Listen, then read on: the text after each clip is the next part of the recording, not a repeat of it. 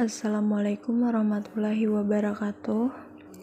Perkenalkan, kami dari kelompok 3 berjumlah 10 orang, yaitu saya sendiri, Isma, dan teman saya, Rusidah, Elidianti, Liani Astuti, Nurhalisa, Nurmalastri, Sri Nurjannah, Helmalia Putri, Aura Rizka Amalia, dan Ervina Maria Lintang.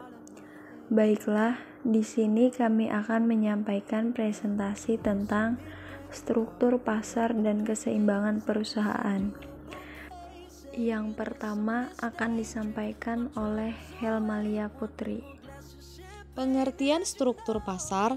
Struktur pasar adalah keadaan pasar yang memberikan petunjuk tentang aspek-aspek yang memiliki pengaruh penting terhadap perilaku pelaku usaha dan kinerja pasar, antara lain jumlah penjual dan pembeli, hambatan masuk dan keluar pasar, keragaman produk, sistem distribusi, dan penguasaan pangsa pasar.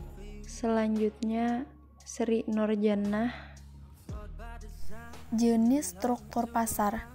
Pasar persaingan sempurna, yaitu pasar yang memiliki banyak pembeli dan penjual, sehingga secara perseorangan tidak mampu mempengaruhi harga pasar.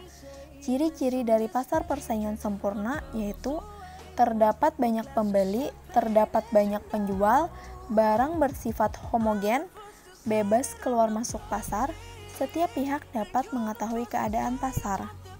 Selanjutnya, Elidianti. Pasar persaingan tidak sempurna, yaitu pasar yang terjadi ketika satu atau beberapa ciri-ciri pasar persaingan sempurna tidak terpenuhi. Macam-macam pasar persaingan tidak sempurna. 1. Pasar monopoli, yaitu dengan jumlah penjual hanya satu. 2. Pasar persaingan monopolistik, yaitu jumlah penjual yang cukup banyak, tetapi masing-masing memiliki kemampuan untuk mempengaruhi harga jual. Dan 3. Pasar oligopoli, yaitu jumlah penjual sangat sedikit, antara 2-10. Selanjutnya, Ervina Maria Lintang. Faktor struktur pasar ada terbagi menjadi 5, yaitu yang pertama, jumlah atau banyaknya perusahaan yang ada di dalam pasar. Kedua, jenis barang yang diperjualbelikan. Yang ketiga, mudah tidaknya perusahaan masuk ke dalam pasar. Yang kelima, informasi serta pengetahuan penjual maupun pembeli terhadap pasar yang dihadapi. Dan yang terakhir adalah kemampuan penjual dan pembeli dalam mempengaruhi pasar. Selanjutnya, Rusidah. Keseimbangan perusahaan.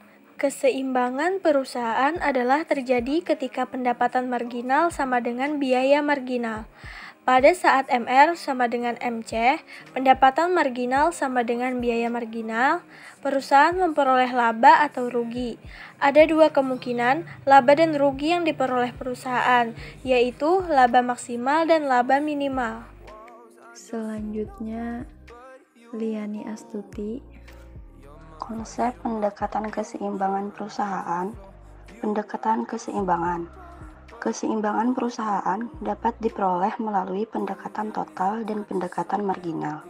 Pendekatan total merupakan pendekatan di mana keseimbangan perusahaan dicari dengan cara membandingkan pendapatan total dengan biaya total. Pendekatan marginal. Melalui pendekatan marginal ini, kita dapat mengetahui beberapa harga dan biaya per unit, serta pada output beberapa unit perusahaan mendapatkan profit maksimalnya. Pendekatan total. Indikator utama dalam pendekatan total adalah pendapatan total dan biaya total. Melalui pendekatan dapat diketahui apakah perusahaan memperoleh laba ataukah rugi. Selanjutnya, Nurmalastri. Oke, baik.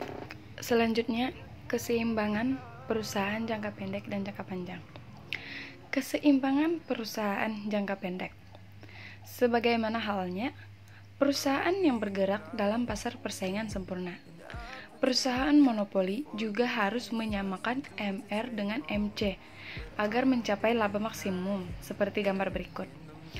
Keterangannya yaitu: pertama, A. Laba maksimum Q1. B. MR sama dengan MC. C. Besar luas bidang laba A, D, C, B. Jika output kurang dari 1, maka belum maksimum sebab MR lebih dari MC. Kemudian E. Jika output lebih dari Q1, laba akan berkurang sebab MR kurang dari MC. Keseimbangan perusahaan dalam jangka pendek, jika mengalami kerugian monopolis, juga dapat menderita rugi.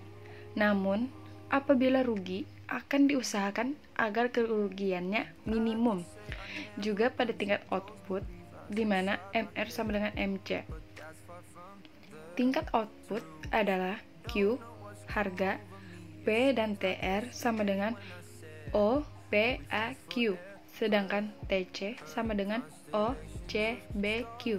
Sehingga daerah kerugiannya PJ, PCBA, yaitu kerugian yang minimum. Selanjutnya, Aura Rizka Amalia. 2. Keseimbangan jangka panjang. Pada kuantitas ini, perusahaan hanya memperoleh laba normal. Dalam jangka panjang perusahaan dalam pasar, persaingan monopolistik hanya memperoleh laba normal. Hal ini terjadi karena pada pasar persaingan monopolistik, tidak ada hambatan yang berarti bagi masuknya perusahaan akan semakin mengecil.